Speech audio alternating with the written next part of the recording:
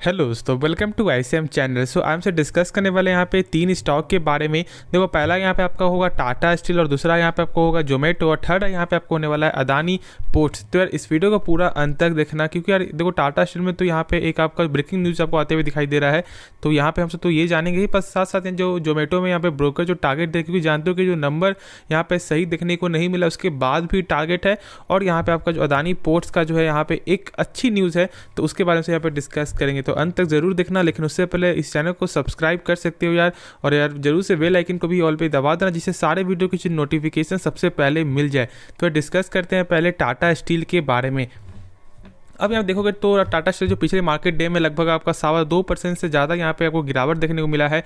और जानते हो कि जो नंबर है वहाँ पे जो आपका नंबर जो खास जो देखने को नहीं मिला, नंबर बहुत ही ख़राब देखने को मिला है टाटा स्टील का। और इसी की वजह से भी यहाँ पे प्रेशर है, जहाँ पे आपका 113 के ऊपर जो सपोर्ट लेकर यहाँ पे आपको आगे बढ़ रहा था और लगभग 125 तक जाते हुए दिखाई दिया, लेकिन यहाँ पे नंबर ने पूरा यहाँ पे फिर से आपको डाउन कर दिया है और 113 के नीचे है। अब बहुत से ब्रोकर का यहाँ पे आपको ये भी मानना है कि अभी यहाँ पे होल्ड करने के लिए, ठीक है, उनको कोई भी अभी जो फिलहाल आपको रेटिंग जो देखने को नहीं मिल रहा बाई ना सेल का, ठीक है, एक होल्ड है। लेकिन जो अभी यहाँ पे क्या न्यूज़ है वो हमसे डिस्कस कर लेते हैं बिना टाइम वेस्ट करते हुए।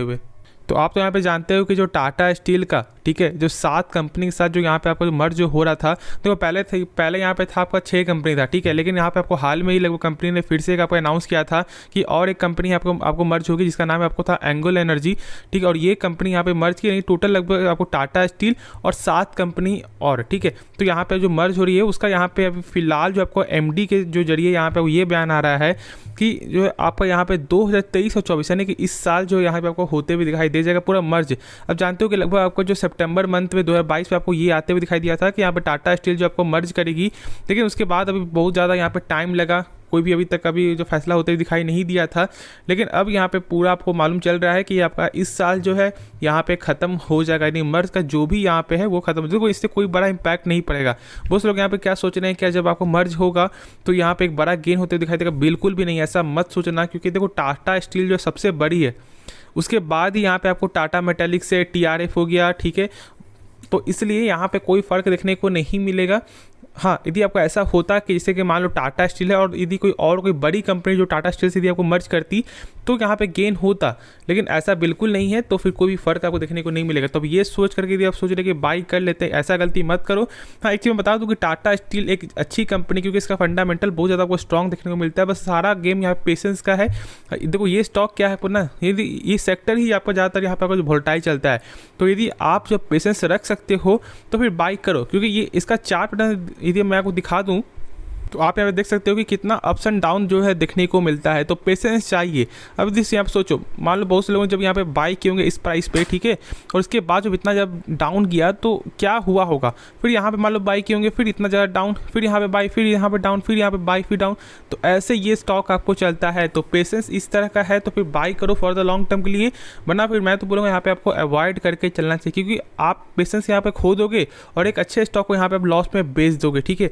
अब देखो साथ साथ एक कंपनी यहाँ पे आपको 5% का जो डिविडेंड भी आपको पे करती है, तो खुद ही आपको समझ में आ रहा है कि यहाँ पे लगभग 5 रुपये जो रिटर्न है वो यहाँ पे आपका मैं थोड़ा दिखा दूँ तो लगभग जो 60% का रिटर्न ऐसे है और यहाँ पे 25% रिटर्न ऐसे जो लो, ठीक है, 5 साल का, तो नहीं कि लगभग 85% का जो रिटर्न आपको मिल जाएगा। तो ये आपको ज़्यादा वैरी भी करता है। कभी कभी ऐसा हो सकता है कि ये जो आपका 50% ऑलमोस्ट जो है लगभग 60%, तो ये घटकर आपका 30% भी हो जाए और कभी बढ़कर आपका 100% भी हो जाए। तो इस तरह का वैरी हो सकता है। तो इस चीज़ के लिए यदि आप तैयार हो तो ही यहाँ पे आप बाई करना, ठीक है, और खुद से एक बार इसके बारे में सोच सकते हो। लेकिन फॉर द शॉर्ट टाइम जब तक 113 के ऊपर जब तक ये स्टॉक नहीं जाता है, तब तक मैं यहाँ पे आपको जो है टेक्निकल वाइज से मैं सलाह नहीं देने वाला। तो आप ये वेट और जो होल्ड यहाँ पे कर सकते हो। तो चलो नेक्स्ट स्टॉक के बारे में डिस्कस करते हैं। बात करें हमसे यहाँ पे आपको जो जोमेटो के बारे में, तो जानते हो कि नंबर जो यहाँ पे सही देखने को नहीं मिला है और उसकी वजह से भी यहाँ पे गिरावट आपका हुआ था, लेकिन उस तरह की गिरावट आपको देखने को नहीं मिला। लगभग जो 53.50 रुपये, लेकिन जो ब्रोकर जो यहाँ पे टारगेट जो आपको दे रहे थे 90 का 100 का, वो टारगेट घटकर आपका जो है 80 रुपया 53 पैसा पे आपको आ चुका है, ठीक है। और ये टारगेट आपको कम किस वजह से हुआ है? यहाँ पे सारा गेम जो है नंबर की वजह से हुआ है। अब देखो मैं इसलिए यहाँ पे बोलता हूँ कि ब्रोकर के कहने पर कभी भी किसी स्टॉक को बाय या सेल नहीं करना चाहिए, ठीक है। अब इसलिए मैं बोल रहा हूँ, जैसे कि मान लो आप जब यहाँ ब्रोकर जब टारगेट दिया होगा 100 का, तो बहुत लोगों ने यहाँ पे बाई कर लिया होगा, ठीक है। 100 में से पक्का 10 आदमी तो पक्का बाई किए होंगे, इस वजह से कि यहाँ पे ब्रोकर ने टारगेट दिया है। लेकिन जैसे ही नंबर खराब है, ब्रोकर जो टारगेट है वो यहाँ पे आपका 100 से घटकर आपका 80 हो गया।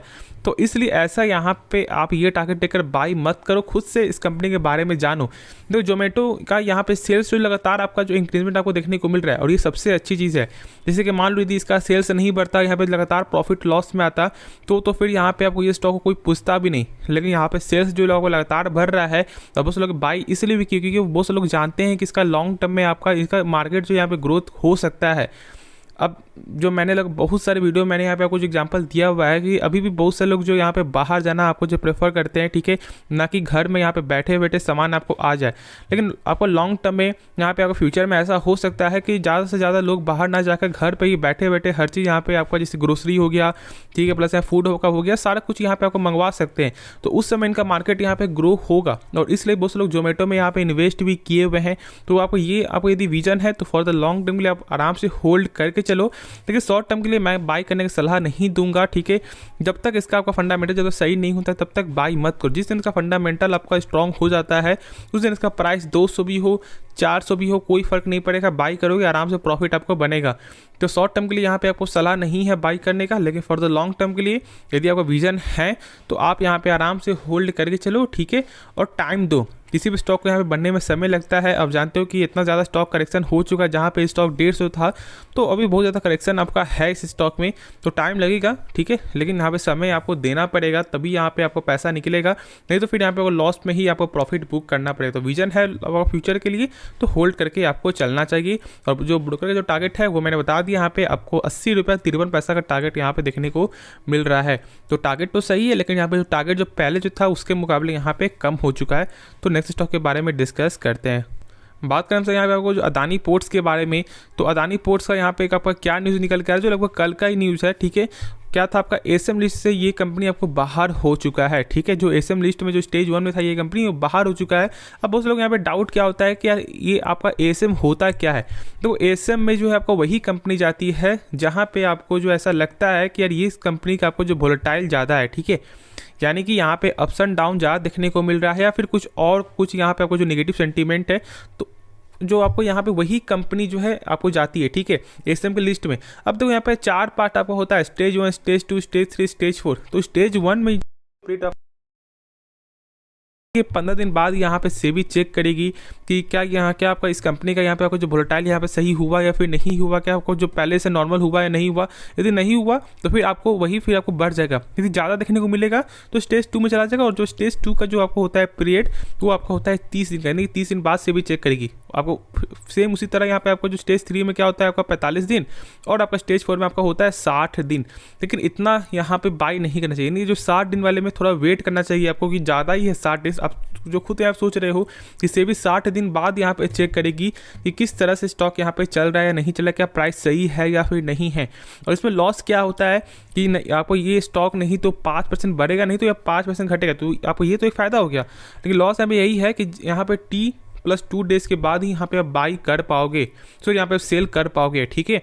तो ये आपको जो सोचना है, यहाँ पे सेम डे ये सोच रहे हो कि बाई करके हम जो सेल कर लेंगे, तो ऐसा बिल्कुल भी आपको नहीं होने वाला। तो ये सब थोड़ा जो जान लो अच्छा होगा। और जब भी आप स्टॉक को बाई करते हो तो कम से कम एक बार जो है BSE के साइट पर जाकर, ठीक है, उस स्टॉक को यहाँ पे सर्च करो और देख लो कि यहाँ पे फ्रंट में आपको दिखाता है कि क्या यहाँ पे आपको एसएम का लिस्ट में क्या स्टेज 1 में है, ऐसे दिखाएगा स्टेज 2 में। तो ये सब देख लो, एक कॉमन वाली बात है। और यदि आप ये सब चेक कर लोगे ना तो थोड़ा सा सेफ रहोगे। बाकी लॉन्ग टर्म के लिए तो यहाँ पे आप होगे तो कोई दिक्कत वाली बात नहीं है, क्योंकि आपका vision for the long term के लिए है ना। तो आप यहाँ पे होल्ड करके चलो। और देखो पोर्ट्स में यहाँ पे बहुत से लोग बाई इसलिए करते हैं क्योंकि इनका एसेट जो है ना वो सबसे अच्छा है, ठीक है। अब देखो अदानी में क्या है, बहुत से लोग बोलते हैं कि हाँ कर्ज ज़्यादा है, सही में कर्ज ज़्यादा है, लेकिन यहाँ पे इनके पास जो है एसेट भी कोई कमी नहीं है, एसेट की कोई भी कमी नहीं थी। वो बेचे तो वो पैसा आराम से यहाँ पे निकल जाएगा, और इसी की वजह से भी बैंक आपको लोन देती है। अब मान लो बैंक यदि आपको लोन दे रही है तो किस बेसिस पे लोन देती है, आपको वो भी तो यहाँ पे चेक करती है कि क्या उनका यहाँ पे सही है या फिर नहीं है, क्या उनके पास इतना ज़्यादा यहाँ पे पावर है या फिर नहीं, क्या उनके पास इतना ज़्यादा क्षमता है या फिर नहीं कि वो पैसा यहाँ पे आपको लौटा दे। तो सब कुछ यहाँ पे चेक करके ही आपको बैंक लोन देती है, या कोई भी आदमी आपको लोन देता है। तो यहाँ पे मेन जो आपका अदानी पोर्ट्स ही है, ठीक है। पोर्ट्स कितना बड़ा यहाँ पे एसेट है वो आप खुद यहाँ पे समझ रहे हो। तो सारा गेम यहाँ पे आपको एसेट का है और यहाँ पे लोन का है। आपको अदानी के आपको जो भी बहुत से लोग जो समझ रहे हैं कि यहाँ पे क्या होगा क्या नहीं होगा, कुछ नहीं होना है, आराम से अभी फिलहाल जो होल्ड करके चलो, पैनिक मत होना। जैसा न्यूज़ आएगा मैं यहाँ पे कुछ बता दूंगा, लेकिन जो डरना मत, बहुत से लोग डर जाते हैं और यहाँ पे एक अच्छे स्टॉक को लॉस से बेच देंगे, तो नहीं, अभी ऐसा नहीं काम करो। अभी आराम से आप होल्ड करके चलो। आपका जो भी स्टॉक है, यहाँ पे आपको अदानी ग्रीन आपने लिया हुआ है, यहाँ पे आपने अदानी इंटरप्राइजेस लिया हुआ है, या फिर आपने जो अदानी पावर लिया हुआ है, कोई फर्क नहीं पड़ता। यहाँ पे अभी आप जो होल्ड करके चलो।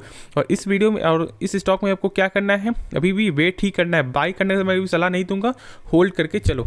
तो चलो यार, इस वीडियो को अंत करते हैं, लेकिन उससे पहले जरूर से इस चैनल को सब्सक्राइब कर देना और यार वीडियो को लाइक कर देना और दोस्तों में जरूर से शेयर करते हैं। जिनके पास ये तीनों स्टॉक हो या इन तीनों में से कोई भी एक स्टॉक हो तो जरूर से शेयर कर देना। तो मिलते हैं नेक्स्ट वीडियो में, तो तब तक के लिए धन्यवाद।